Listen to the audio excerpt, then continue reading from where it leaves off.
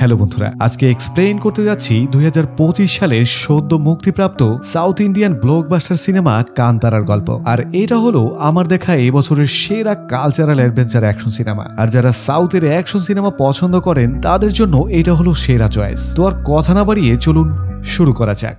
মুভির শুরুতেই আমরা জঙ্গলের মধ্যে একজন ব্যক্তিকে অদৃশ্য হয়ে যেতে দেখতে পাই। এরপরে সিন অনেকটা সময় পরে চলে যায়। দেখা যায় একটা ছোট্ট ছেলে একজন লোককে জিজ্ঞেস করছে তার বাবা এখানে অদৃশ্য হয়ে গিয়েছিল কেন এবং এই জায়গায় কি এমন বিশেষ আছে। তখন লোকটি বলতে শুরু করে আর জানা যায় এই জায়গাটি কোনো সাধারণ জায়গা নয়। বহু বছর পূর্বে এখানে ঈশ্বরের একটা মূর্তি নাকি স্থাপিত হয়েছিল, যাকে কান্নাড়া ভাষায় গান বলা হতো। আসলে এক সময় এই জায়গাটা অনেক অন্যায় আর অত্যাচারে ভরে গিয়েছিল এবং মায়ালোক থেকে অন্যায়কে রোধ করার জন্য ভিন্ন ভিন্ন রূপে ঈশ্বর তার দূতকে পাঠায়, আর তাকেই মূলত গান বলা হয়। এখানেই আমরা জানতে পারি এই জায়গাটির পূর্ব নাম ছিল কান্তারা। এরপর সিন অনেকটা দূরে ফ্ল্যাশব্যাকে নিয়ে যাওয়া হয়। দেখা যায় এখানে কাদম্ব বংশের সামন্ত রাজা নামে এক অত্যাচারী রাজা ছিল, যে তার আশেপাশের রাজ্য এবং এখানকার আদিবাসীদেরকে প্রচন্ড অত্যাচার করত। এখানে আদিবাসী গোষ্ঠীকে আমরা মাছ শিকার করতে দেখতে পাই। তাদের মধ্যে বেদি নামে একটা মেয়ে একটা অলৌকিক পাথর খুঁজে পায়। এরই মধ্যে সেই অত্যাচারী রাজা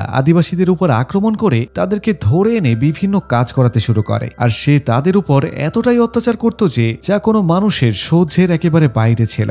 একদিন এই অত্যাচারী রাজা জঙ্গলের মধ্যে লুকানো জাদুকরী ধন আর সম্পদশালী জায়গার খোঁজ পেয়ে যায়। তাই সে সরাসরি সৈন্য সামন্ত নিয়ে জঙ্গল রাজ্য কান্তারা দখল করতে চলে যায়। কিন্তু এই জায়গায় কোনো সাধারণ জায়গা ছিল না। দেখা যায় যখনই এরা সীমারেখার মধ্যে প্রবেশ করে তখন কোনো একটা অদৃশ্য শক্তি তাদের সৈন্যদলকে একে একে শেষ করে দেয়, এমনকি সেই অত্যাচারী রাজাকেও শেষ করে ফেলে। শুধুমাত্র তার সঙ্গে আসা সামন্ত রাজার একমাত্র ছেলে সেখান থেকে কোনোভাবে পালিয়ে যায়। আর এরই মধ্যে আমরা জঙ্গলে বসবাস করা কান্তারার আদিবাসীদেরকে দেখতে পাই। অন্যদিকে দেখা যায় রাজা দ্বিজেন্দ্রর সেই ছোট্ট ছেলেটি জঙ্গলের অন্য প্রান্তে চলে যায়। আর এই জঙ্গলের অপর প্রান্তে থাকতো আরেক ভয়ঙ্কর আদিবাসী গোষ্ঠী কারাপ্পা। দেখা যায় সেই কারাপ্পা আদিবাসীরা রাজকুমারকে উদ্ধার করে। আর এখানে আমরা জানতে পারি কান্তারার আদিবাসীরা যেখানে ঈশ্বরের পূজা করত সেখানে এই কারাপ্পা আদিবাসীরা শয়তানের পূজা করত আর বিভিন্ন কালো জাদু করে নিজেদের শক্তি অর্জন করতে চেষ্টা করত। দেখা যায় এই আদিবাসীরাই আবার রাজশেখরকে তার রাজ্যে পৌঁছে দেয়। এদিকে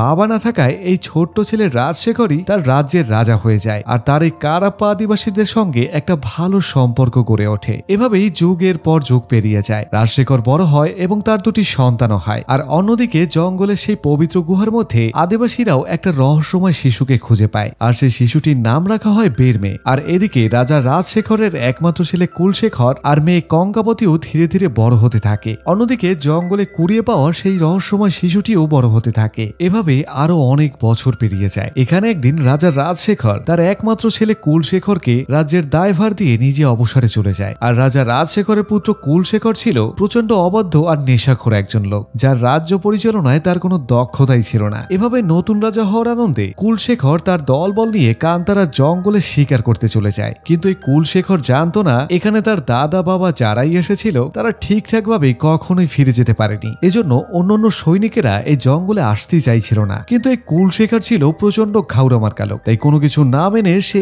একের পর এক শিকার করতে শুরু করে। কিন্তু তারা যখনই শিকার খুঁজে আনতে যায় তখন সেগুলো কোথাও যেন গায়েব হয়ে যায় আর সেই সৈন্যদের উপরে অদৃশ্য কেউ এসে অ্যাটাক করতে শুরু করে। এখানে আমরা দেখতে পাই এরা আর অন্য কেউ নয়, এরা হলো কান্তারার দুষ্ট ছেলেপুলেরা। আর এখানেই আমরা কান্তারার আসল নায়ককে দেখতে পাই, যার এন্ট্রি ছিল পুরাই মাথা নষ্ট। এখানে দুমদুমার অ্যাকশন দেখে রাজামশাই তো আগেই লেজ গুটিয়ে পালিয়ে যায় আর সব সৈন্যরা একে একে কচুকাটা হয়ে যায়। এখানে আমরা কান্তারার আদিবাসীদের জীবন সম্পর্কে জানতে পারি। দেখা যায় তারা এখানে খুব সুখে শান্তিতে আর আনন্দে বসবাস করছিল। তাদের একমাত্র কাজ ছিল শিকার করা আর জঙ্গল থেকে বিভিন্ন জঙ্গলি ফলমূল সংগ্রহ করে আনা। আর এখানেই আমরা আবারও গল্পের হিরো বেরমেকে দেখতে পাই, যে তার দলবল নিয়ে দুইটা বিশাল বিশাল শিকার আর একজন সৈন্যকে জীবন্ত বন্দী করে নিয়ে আসে। আর তার এমন বাহাদুরিতে সবাই তো খুশি হয়ে যায়। কিন্তু যখন তারা জানতে পারে যে রাজার লোকেরা সীমা পার করে রাজ্যে ঢুকেছে আর বেরমে তাদেরকে কচুকাটা করেছে, তখন সবাই চিন্তায় পড়ে যায়, কারণ তারা জানতো এই রাজা অবশ্যই প্রতিশোধ নেবে আর তার এমন কাজের জন্য তাকে সবাই শাসন করতে থাকে। আর তারা রাজ্যের সীমারেখায় অনেকটা পাহারাও বাড়িয়ে দেয়। এখানে আমরা দেখতে পাই যে সৈন্যটিকে তারা ধরে এনেছিল সে এখন পর্যন্ত বেঁচে ছিল আর যার নাম ছিল চান্না। আর চান্না ছিল খুবই ভীতু ভীতু আর অলস প্রকৃতির লোক, যাকে এক ধমক দিলেই সে প্যান ভিজিয়ে ফেলে এমন অবস্থা। এখানে বেরমে চান্নার কাছ থেকে তার রাজ্য এবং রাজ্যের মানুষের অনেক গল্প শোনে, আর সে বুঝতে পারে যে আদিবাসীরা রাজ্যের সাধারণ মানুষের থেকেও অনেকটা পিছিয়ে আছে। এখানে তাদের জীবনযাত্রা দেখার জন্য বেরমে বুদ্ধি করে চান্নাকে সঙ্গে নিয়েই রাজা চন্দ্রশেখরের সেই বান্দার রাজ্যের দিকে রওনা হয়ে যায়। আর আসার সময় তারা সৈনিকদের, মানে যাদেরকে সকালে কচুকাটা করেছিল, তাদের পোশাক পরে নেয়, আর যার কারণে রাজ্য এবং রাজমহলে ঢুকতে তাদের কোনো অসুবিধাই হয় না। অন্যদিকে রাজা কুলশেখরের আজ সিংহাসনে বসার ছিল প্রথম দিন, কিন্তু তাকে দেখা যায় সে দারু খেয়ে স্বর্গের মধ্যে পড়ে আছে। আর প্রথম দিন সিংহাসনে বসেই এই মাতাল রাজা রাজসভার মানিজ্যতের একেবারে 12টা বাজিয়ে দেয়। আর এখানেই বেরমে আর তার দলবল এত বড় রাজপ্রাসাদ, সৈন্য সামন্ত আর এত সুন্দর রাজ্য দেখে তারা পুরোপুরি হতবাক হয়ে যায়। দেখা যায় এখানে কোনো একটা মন্দির নির্মাণের কাজ চলছিল, আর শ্রমিকদের উপরে অত্যাচার করে করে অনেক কাজ করানো হতো। এখানেই বেরমের রাজ্যের একমাত্র রাজকুমারী কঙ্কবতীকে দেখতে পায়, যে ছিল অপূর্ব সুন্দরী, আর যার রূপ দেখে বেরমের তো হুশই উড়ে যায়। আর ঠিক কিছুক্ষণ পর ঘটে যায় এক মজার কাণ্ড। সেটা হলো মন্দিরে বসানোর জন্য মূর্তি বানাতে যখন একজন কারিগর হাতুড়ি দিয়ে পাথর কাটতে শুরু করে, তখন সেই পাথরের টুকরো ছিটকে গিয়ে লাগে একটা মৌমাছির চাকে। তখন মৌমাছির সৈন্যদল সোজা সবার উপরে অ্যাটাক করতে শুরু করে দেয়। এতে করে সেখানকার সব লোকজনের মধ্যে হুড়োহুড়ি লেগে যায়। এর মধ্যে রাজকুমারীকে একটা মৌমাছি ছুঁতেই যাবে, তখনই আমাদের নায়ক বেরমে তাকে বাঁচিয়ে নেয়। আর ভাই, বাঁচানোর এই স্টাইলটা ছিল অসাধারণ, আর তার সাথে ছিল একটা কড়া বিজিএম। এখানে দুজনের শর্ট কেমিস্ট্রি দেখে আমি তো পুরোই ফিদা হয়ে গেছি। যাই হোক, রাজকুমারী কঙ্কাবতী তখন তাকে জিজ্ঞেস করে, তুমি কি কোনো সৈনিক? তখন বেরমে জবাব দেয়, শুধু সৈনিকরাই রক্ষা করতে পারে। কি বুকের পাটারে ভাই। এরপর বেরমে আর তার লোকজন সৈনিকের পোশাক পরি বাজারের মধ্যে ঘুরে ঘুরে মানুষজনদের ব্যবসা করা আর সবার আচার আচরণ দেখছিল। এক পর্যায়ে তারা কামারের দোকানে তীর ধনুক কিনতে যায়, কিন্তু রাজার অনুমতি না থাকায় সেটা আর তারা কিনতে পারে না। এখানে তারা দেখতে পায় যে মশলাগুলো তারা জঙ্গলে এমনিতেই কুড়িয়ে পায়, সেগুলো এই বাজারে অনেক চড়া দামে বিক্রি হচ্ছে। আর তখনই সেই বাজারের মধ্যে একটা মশলা চোর ধরা পড়ে, যার গাটের মধ্যে থেকে অনেকগুলো মশলা তখন নিচে পড়ে যায়। এগুলো দেখে বেরমের সাথে থাকা দুজন লোক সেগুলো কুড়িয়ে নিতে শুরু করে। আর এইটা দেখে সেখানকার লোকরা জিজ্ঞেস করতে শুরু করে, তোমরা কি সত্যি সৈনিক? তখন পাকনামি করে তারা দুজন বলে, কি বলে, এত সুন্দর করে সৈনিকের পোশাক পরলাম, তারপর আমাদেরকে সৈনিক মনে হয় না। এতে করে তারা যে নকল সৈনিক সেটা ধরা পড়ে যায়। আর তখন আসল সৈনিকরা তাদেরকে ধরার জন্য ছুটে আসে। এদিকে তাদের হাত থেকে বাঁচার জন্য পুরো বাজারে তখন হুড়োহুড়ি লেগে যায়। দেখা যায় বেরমের দলের সঙ্গে সৈনিকদের কঠিন একটা লড়াই হয়। আর এটা ছিল মুভির প্রথম দিককার একটা সেরা অ্যাকশন। দেখা যায় মারামারি শেষে তারা রথে উঠে পালাতে শুরু করে, কিন্তু যখন পাহাড়ি রাস্তা শেষ হয়ে যায় তখন তারা সবাই সৈন্যদের হাতে ধরা খেয়ে যায়। এরপর আমরা দেখতে পাই তাদেরকে কারাগারে বন্দী করে প্রচুর পরিমাণে অত্যাচার করা হয়। আর যখন রাজা কুলশেখর তাকে শেষ করে দিতে যাচ্ছিল, ঠিক তখনই তার বাবা চন্দ্রশেখর এসে তাকে থামিয়ে দেয়। আর শেষে জিজ্ঞেস করে, তোমরা এখানে কেন এসেছো? তোমাদের কি কোনো ধারণা নেই যে এখানে আসলে সে জীবন্ত ফিরে যেতে পারবে না? তখন আমরা নায়কের কড়া একটা ডায়লগ শুনতে পাই। সে বলে, একটা সময় ছিল কান্তারা তোমাকে জীবন ভিক্ষা দিয়েছিল, আর আজ আমি তোমাদের লোককে মেরেই তোমার সামনে দাঁড়িয়ে আছি, আর তুমি বলছো আমি যেতে পারবো না? এটা বলেই সে একটা মুচকি হাসি দেয়। এদিকে এমন সাহস দেখে রাজা তাদেরকে আর মারে না। আর এটা নিয়ে রাজার আর রাজার ছেলের মধ্যে বেশ একটা মনোমালিন্য তৈরি হয়ে যায়। এরপর তাদেরকে মহামন্ত্রী ভোগেন্দ্র সেখানকার একজন আদম ব্যবসায়ী বুবার কাছে মাত্র 100 শিক্ষার বিনিময়ে তাদেরকে বিক্রি করে দেয়। আর দেখা যায় মাল ডেলিভারি নিতে আসে বুবার একমাত্র ছেলে পেপে। সে এসেই নিজের হ্যাডাম দেখাতে সঙ্গে সঙ্গে কারাগারের দরজা লক করে দেয়। আর তার সঙ্গী পান্ডাদেরকে বলে, ভিতরে যতই চিৎকার চেঁচামেচি হোক না কেন, তারা যেন এদিকে কান না দেয়। মানে বুঝতেই তো পারছেন কি কনফিডেন্স। কিন্তু যখন সে জানতে পারে যে এরা সবাই কান্তারা থেকে এসেছে, তখন তার গ্যাসের বেলুন পুরোপুরি লিক হয়ে যায়। আর সে ভয় পেয়ে ছেড়ে দেমা কেঁদে বাঁচি এমন চিৎকার করতে থাকে। আর ভয় পেয়ে তার অবস্থা যে এমন হয় সেটা দেখার মতো ছিল। এদিকে কারাগারের মধ্যেই তারা একজন ইঞ্জিনিয়ারের খোঁজ পায়। জানা যায় এই কারাগার শহর রাজ্যের সকল স্থাপনা এই বলদ ইঞ্জিনিয়ার সাংকাপ্পার হাতেই তৈরি ছিল। এরপর তারা পেপেকে তাদের জঙ্গলের দেশি পাতার ধোয়া খাইয়ে জেল থেকে পালিয়ে যায়, আর সঙ্গে করে সাংকাপ্পাকেও নিয়ে যায়। এরপর তারা জঙ্গল থেকে ফিরে গিয়ে এখান থেকে যা কিছু শিখেছে সবকিছু বানাতে শুরু করে, যেমন পানির কল, লাঙ্গল দিয়ে চাষ করা। সাথে সাথে তারা নিজেদের একটা সৈন্যদলে তৈরি করে ফেলে। এভাবেই কান্তারার মানুষরা অনেকটা উন্নতি করতে থাকে। এমনকি তারা রাজ্যের সীমারেখা পার করে এই বান্দার রাজ্যে এসে বোবার সাহায্যে বিজনেস করতে শুরু করে। আর এই কথা যখন রাজকুমারী জানতে পারে, তখন তাদেরকে ডেকে পাঠায়। আর সে বলে তার অনুমতি ছাড়া এই রাজ্যে কোনো বিজনেস করা যাবে না। তখন বেরমে বলে, এই রাজ্য তো তোমার নয় সুন্দরী, এখানে কেবল রাজ তোমার, আর রাজত্ব স্থায়ী নয়। তখন রাজকুমারী কঙ্কাবতী নিজে থেকেই তাকে ব্যবসার অনুমতি দিয়ে দেয়, কিন্তু আমাদের হিরো বলে দেয় যে আমার কারো অনুমতির দরকার নেই। এখানে রাজকুমারী তার এমন অ্যাটিটিউড অ্যাটিটিউড দেখে পুরাই ফিদা হয়ে যায়। এখানে বোবা আর তার ছেলে পেপে এই কান্দারা লোকেদের ব্যবসা বাণিজ্য করার জন্য সর্বোচ্চ সহযোগিতা করতে থাকে। এরই মধ্যে রাজকুমারীর সঙ্গে বেরমের বেশ একটা সখ্যতা হয়ে যায়। সে তার ব্যক্তিত্ব আর অ্যাটিটিউড দেখে পুরোই প্রেমে পড়ে যায়। এভাবে তার কাছ থেকে যুদ্ধবিদ্যা,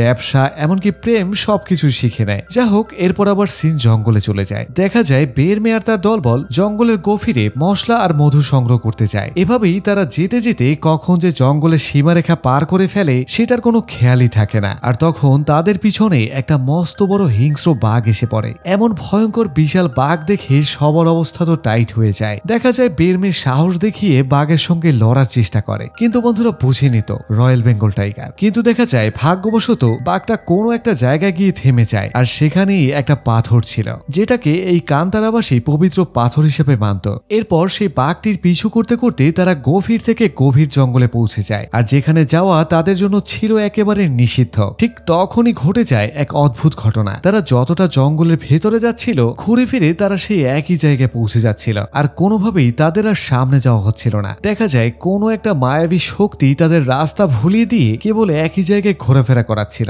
এভাবে অনেকক্ষণ চলে যাওয়ার পর গাছের সঙ্গে একটা ছোট্ট বানরকে গাথা অবস্থায় দেখতে পায়। বেরমে এবার বুঝতে পারে যে এই মায়া শক্তির বলেই তারা কোনোভাবে সামনের দিকে যেতে পারছে না। এরপর সে বানরটাকে নিচে ফেলতেই সঙ্গে সঙ্গে গাছ থেকে শত শত বানর নিচে পড়তে শুরু করে, আর এই বন্ধন করার কালো জাদুর শক্তি ঠিক সেখানেই শেষ হয়ে যায়। আর এভাবে যেতে যেতে তারা সেই ভয়ঙ্কর কারাপ্পা আদিবাসীদের এলাকায় ঢুকে পড়ে, যারা সবসময় ভয়ঙ্কর তন্ত্রমন্ত্র আর জাদুর সাধনা করত। এরপর যখন তারা জঙ্গলের মধ্যে পাতা সংগ্রহ করছিল, তখন হঠাৎ করেই কারাপ্পা আদিবাসীদের একটা ভয়ঙ্কর সৈন্যদল তাদের উপরে হামলা করে দেয়। আর এখানেই আমরা বেরমের আসল রূপ দেখতে পাই। এখানে সে তাদের সঙ্গে ভয়ঙ্কর এক লড়াই করে। সে একের পর এক কারাপ্পাদের নিশ্চিহ্ন করে দেয়, আর সে এখানে এমন কঠিন ফাইট করে যা দেখলে সরাসরি দাঁড়িয়ে যায়, মানে গায়ের লোম আর কি। কিন্তু ফাইটের এক পর্যায়ে জঙ্গল থেকে ভেসে আসা কোনো একটা শব্দে সবাই একেবারে অস্থির হয়ে যায়, এমনকি তারা সবাই লড়ার সব শক্তি হারিয়ে ফেলে। তখনই দেখা যায় জঙ্গলের ভেতর থেকে হাজার হাজার ছোট ছোট বানর তাদেরকে ঘিরে ফেলে, এমনকি অনেক জঙ্গলি ট্র্যাপ দিয়ে তাদেরকে আটকে ফেলা হয়। ঠিক এখানেই আমরা এই জঙ্গলের জাদুকরের নেতার ছেলেকে দেখতে পাই, যে বেরমেকে চিরতরে শেষ করে দিতেই যাচ্ছিল। ঠিক তখনই ঘটে যায় এক অলৌকিক ঘটনা। জঙ্গলের কোথাও থেকে সেই মস্ত বড় বাঘটি এসে সবার সামনে থেকে সেই শয়তান লোকটিকে শিকার করে নিয়ে যায়। আর এই বাঘটি ছিল সেই বাঘ যে বেরমের জন্মের সময়ও তাকে পাহারা দিয়ে রেখেছিল। এরপর এই ঘটনা চলে যায় ফ্ল্যাশব্যাকে। এখানে আমরা কারাপ্পা আদিবাসীদের আসল পরিচয় সম্পর্কে জানতে পারি। জানা যায় অনেক আগে কান্তারার এই লোকেদের কাছে তারা সাহায্য চাইতে আসে। এরপর তাদের আশ্রয় নিয়ে তাদের সঙ্গে বেইমানি করে। তারা এই কান্তারার পবিত্র পাথরের শক্তি হাসিল করার চেষ্টা করে এবং এখানে বসেই বিভিন্ন কালো জাদুর প্র্যাকটিস করতে শুরু করে দেয়। এর ফলে বিভিন্ন সময়ে বিভিন্ন পশু পাখি মরতে শুরু করে, আর এই শয়তানদেরকে থামাতে গিয়ে তাদের সঙ্গে যুদ্ধ পর্যন্ত হয়। আর তখন শিবের স্ত্রী পার্বতী এই শয়তান দেখে তাদেরকে রক্ষা করতে বাঘ মামাকে তাদের অবতার হিসেবে পাঠিয়ে দেয়। আর শেষে এই বাঘ এই শয়তান বুড়োর ঘাড়টাকে মোটকে নিয়ে যায়। কিন্তু জানা যায় সেই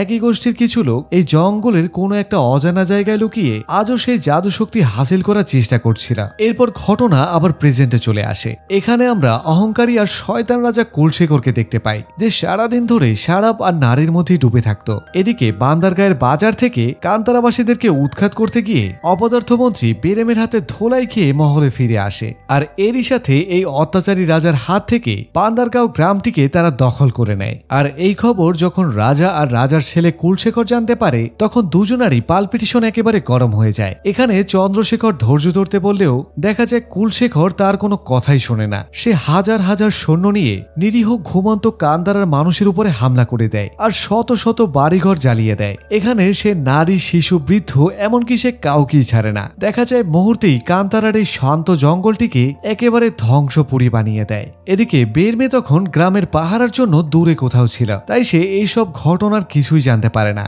এরপর যখন সে টের পেয়ে ছুটে আসে, দেখা যায় ততক্ষণে সবকিছু একেবারে শেষ হয়ে যায়। তারই সামনে এই রাক্ষস রাজা তার মায়ের গলা কেটে মেরে ফেলে। কিন্তু বেরমে তখন কিছুই করতে পারে না। দেখা যায় পুরো গ্রামকে এমনভাবে ধ্বংস হতে দেখে আর চোখের সামনে নিজের মায়ের নৃশংস মৃত্যু দেখে তার ভেতরের শক্তি যেন জেগে ওঠে। এমনকি তার শরীরে এক দেবতা ভর করে, যে দেবতা তাদেরকে বিভিন্ন সময়ে রক্ষা করত। এরপর শুরু হয়ে যায় এক ভয়ঙ্কর যুদ্ধ। বেরমে তার দেব শক্তি দিয়ে একের পর এক সৈন্যকে তছনছ করে দিতে থাকে, যেন সে কোনো মানুষ নয়, সাক্ষাৎ কোনো মহাশক্তি, যা দেখে অত্যাচারী রাজাও পর্যন্ত ঘাবড়ে যায়। আর শেষ পর্যন্ত সে কুলশেখরকেও মেরে ফেলে। আর এরই মধ্যে দিয়ে এই ভয়ঙ্কর যুদ্ধের অবসান হয়। দেখা যায় কান্তারার এই জঙ্গল একটা মৃত্যুপুরীতে রূপ নিয়েছিল, যেখানে জঙ্গলে একের পর এক লাশ কবর দেওয়া হচ্ছিল।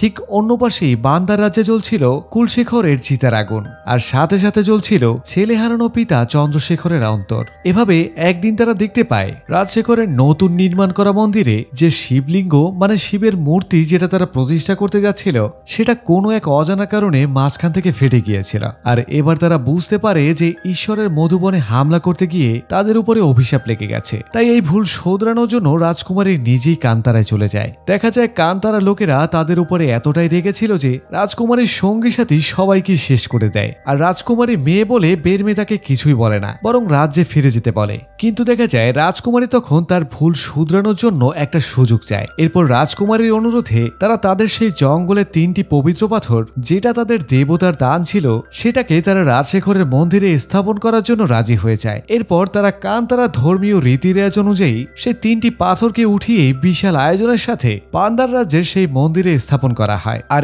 এরই সাথে কান্তারাবাসী আর বান্দার রাজ্যের একটা বন্ধুত্ব তৈরি হয়ে যায়। আর এদিকে ধ্বংস হয়ে যাওয়া কান্তারাও ধীরে ধীরে আবার সেজে উঠতে থাকে। এখানে একদিন রাজা বেরমেকে ডেকে নিয়ে যায়, কিন্তু রাজা কিছু বলার আগেই বেরমে বুঝে যায় যে সে আসলে কি বলতে চায়। সে তখন বলে যে বান্দারগাঁও আমাদের ব্যবসার জন্য দরকার, আর আমরা এখানে রাজত্ব করতে আসিনি, তাই এটা নিয়ে কোনো চিন্তার কারণ নাই। সে এই শর্তে বেরমে তাদের ট্রাইবের বন্দী হওয়ার সব কয়েদিদেরকে মুক্ত করে নিয়ে যায়। আর এভাবে এই জঙ্গল রাজ্য কান্তারায় আবার সুখ ফিরে আসে। কিন্তু সেই সুখ তাদের কপালে আর বেশি দিন ছিল না। এদিকে রাজা একদিন স্বপ্ন দেখতে পায় যে তার সিংহাসনার রাজ্য কেউ দখল করে নিয়ে যাচ্ছে। ঠিক সেই একই সময়ে বেরমেও একটা অদ্ভুত স্বপ্ন দেখতে পায়। সে দেখতে পায় এই জঙ্গলের মধ্যে কেউ একজন কালো জাদু করছে, আর সঙ্গে সঙ্গে তার ঘুম ভেঙে যায়। আর সে বাইরে গিয়ে দেখে কান্তারায় আবারও সেই কান্নার রোল পড়ে গেছে। কোনো একটা অশুভ শক্তির কারণে গ্রামের একের পর এক শিশু মারা যাচ্ছে, আর এতে করে সবাই তখন ভেঙে পড়ে। এরপর তারা পবিত্র রিচুয়াল করে জানতে পারে যে এটা কোনো সাধারণ শক্তি নয়, আসলে ওইদিকে বান্দার রাজ্যে সেই 3টি পবিত্র দেব পাথরের শক্তি, যেগুলোকে কেউ ক্ষতি করতে ভুলভাবে ব্যবহার করছে। আর এটা করছিল আড়ালে লুকিয়ে থাকা সেই ভয়ঙ্কর কারাপ্পা আদিবাসী। আর ঠিক তখনই বেরমের কাছে সব একেবারে পানির মতো স্পষ্ট হয়ে যায়, আর আমাদের সামনেও রহস্যের সব জট একে একে খুলে যায়। আর সেটা হলো বান্দার রাজ্যের প্রথম রাজা থেকে শুরু করে তার ছেলে এবং তার ছেলে, এরপর কারাপ্পা আদিবাসী, সবাই শুধুমাত্র এই কান্তারার আসল দেব শক্তি হাসিল করতে এসেছিল। এমনকি সে রাজকুমারী যে তাদের সঙ্গে সবচেয়ে বড় ছলনাটি করেছিল। আসলে এখানে আমাদেরকে দেখানো হয় রাজা চন্দ্রশেখরের 2 সন্তান জন্ম নেয়ার পর তাদের মধ্যে এই কন্যা সন্তানটির কোনো চেতনাই ছিল না, মানে সে বেঁচে আছে কিনা মরে গেছে সেটার কোনো অস্তিত্বই ছিল না। আর যেহেতু রাজশেখরের ছোটবেলা থেকেই সেই কারাপ্পা আদিবাসীদের সঙ্গে একটা যোগসূত্র ছিল, তো সেখানে রাজকুমারী আদিবাসী দলনেতার স্ত্রী দুধ পান করে এবং জাদু শক্তি দিয়ে তার ভেতরে আবার প্রাণ প্রতিষ্ঠা করে। তো এখন আমরা বুঝতে পারি যে রাজকুমারী কোনো শুভ শক্তি ছিল না, সে ছিল সুন্দর রূপে একজন ছলনাময়ী। তো এই বিষয়টা বেরমেকে প্রচন্ড ধাক্কা দেয়, কারণ সে তো মনে মনে রাজকুমারীকে ভালোবেসে ফেলেছিল। অন্যদিকে আমরা রাজকুমারীর আসল রূপ দেখতে পাই। সে শেষ পর্যন্ত কারাপ্পা আদিবাসীদের সাহায্য নিয়ে কান্তারাকে ধ্বংস করার একটা বিশাল পরিকল্পনা করে। আর এদিকে শিশুদের এমন নির্মম মৃত্যু দেখে বেরমে বান্দার রাজ্যের বিরুদ্ধে যুদ্ধ ঘোষণা করে দেয়। এখানে রাজ্যের হাজার হাজার সৈন্যের বিরুদ্ধে বেরমের নেতৃত্বে কান্তারা যোদ্ধারা ঝাঁপিয়ে পড়ে। দেখা যায় রাজার সৈন্যদের আধুনিক তীর বল্লম এগুলোর বিরুদ্ধে কোনো মতেই তারা পেরে উঠছিল না। আর তখনই পেছন থেকে ছুটে আসে তাদের অগ্নি মিসাইল। দেখা যায় সাংকাপ্পা তাদের গাছের সঙ্গে আগুন লাগিয়ে কামানের মতো করে সেগুলোকে ছুড়ে মারে, আর যাতে করে বান্দ্রা রাজ্যের প্রতিরক্ষা প্রাচীর একেবারেই তছনছ হয়ে যায়। আর এরপরে শুরু হয় এক ভয়ঙ্কর লড়াই। এই লড়াইয়ে হাজার হাজার মানুষ কচুকাটা হতে শুরু করে। বেরমে নিজের হাতে একের পর এক শত্রুকে শেষ করে দিচ্ছিল। এখানে তাকে দেখে মনে হচ্ছিল কোনো দেব শক্তি তার উপরে ভর করেছে। আর এভাবেই অনেকক্ষণ ধরে এই যুদ্ধ চলতে থাকে। আর এরই মধ্যেই রাজা চন্দ্রশেখর কালো জাদুর মাধ্যমে একটা শয়তানি শক্তি হাসিল করে আর তার মধ্যে তার বাবা কাদম্ব রাজার শয়তানি আত্মা চলে আসে। এরপরে সূর্যাস্তের পর রক্তমাখা জাদুকরী তলোয়ার আর রাজকুমারীকে সঙ্গে নিয়ে যুদ্ধের মাঠে প্রবেশ করে সে। দেখা যায় তার সামনে কোনো শক্তি যেন কাজ করছিল না, সে একের পর এক সবাইকে শেষ করে দিচ্ছিল। আর যখন বেরমে তার সঙ্গে লড়াই করার চেষ্টা করে তখন তার এই শয়তানি শক্তির সঙ্গে সে কোনো মতেই পেরে উঠছিল না। সে যতবারই তাকে মারার চেষ্টা করে ততবারই সে হেরে যায়। ঠিক এই মুহূর্তে এক সাধু বাবা এসে রাজশেখরকে থামিয়ে দেয় আর এই সুযোগে কান্তারার পবিত্র গুহা থেকে বেরমেকে দেবতা ত্রিশূল আনতে বলে। দেখা যায় সেখানে সেই ত্রিশূল হাজার হাজার বছর ধরে পাহারা দিচ্ছিল এক ভয়ঙ্কর দানব। আর এটা পেতে হলে প্রথমে তার সঙ্গে লড়াই করতে হবে, কিন্তু এই দানবের সঙ্গে পারা ছিল একেবারেই অসম্ভব। দেখা যায় যুদ্ধ করতে করতে এক পর্যায়ে সেই ত্রিশূলটা তার হাতে এসে যায় আর তার মধ্যে দেব শক্তি সরাসরি চলে আসে আর এতে করে সেই দানব তার সামনে একেবারে মাথা নত করে দেয়। এরপর বেরমে যুদ্ধের ময়দানে তার দৈব শক্তি নিয়ে অগ্নিকুণ্ড হয়ে প্রবেশ করে আর তার আগুন দিয়ে জ্বালিয়ে পুড়িয়ে একেবারে সবকিছু সারখার করে দেয়। আর তার সঙ্গে সেই ভয়ঙ্কর অলৌকিক বাঘকে আমরা দেখতে পাই যে কারাপ্পার মূল শয়তানকে শেষ করে দেয়। আর বেরমে যখন চন্দ্রশেখরকে মারতে হাত বাড়ায় তখন তার সামনে বাধা হয়ে দাঁড়ায় রাজকুমারী কঙ্কাবতী। আর যেহেতু বেরমের মহিলাদের উপরে হাত দেওয়া ছিল অধর্ম, তাই সে আর কিছুই করে না। কিন্তু তখনই তার মধ্যে আরেকজন দেবী ভর করে আর সে নিজেই মহিলার রূপে এসে এবার শয়তানি রাক্ষসী কঙ্কাবতীকে শেষ করে দেয় আর এর সাথে সাথে রাজা চন্দ্রশেখরকেও শেষ করে দেয়। আর তখনই ব্যাকগ্রাউন্ড থেকে একটা চিৎকার ভেসে ওঠে। কেউ তখন বলছিল আলোতে সবকিছুই দেখা যায়, কিন্তু এটা কোনো আলো নয়, এটা হলো দর্শন, এটা হলো ধর্ম। এর মাধ্যমে যা হয়ে গেছে, যা হবে সবকিছু একেবারে স্পষ্ট করে দেখা যায়। এরপরে মুভির শেষে কান্তারায় আমরা পলা উৎসবের বিজয় উল্লাস করতে দেখতে পাই। আর এটা শুধু বিজয় উল্লাস নয়, আর এটা হচ্ছে ধর্ম আর অস্তিত্বের বিজয়। তো বন্ধুরা, এরই সাথে সাথে কান্তারা চ্যাপ্টার 1 মুভিটি এখানেই শেষ হয়ে যায়। তো মুভিটি কেমন লাগলো কমেন্টে জানাতে ভুলবেন না। ভালো লাগলে একটি লাইক দিয়ে চ্যানেলটি সাবস্ক্রাইব করুন যাতে নতুন নতুন সব গল্প সবার আগে চলে যায় আপনার দরজায়। তাই আর যাচ্ছি তবু যাচ্ছি না, দেখা হচ্ছে নতুন কোনো গল্প নিয়ে। ততক্ষণ পর্যন্ত ভালো থাকুন, সুস্থ থাকুন, আল্লাহ হাফেজ।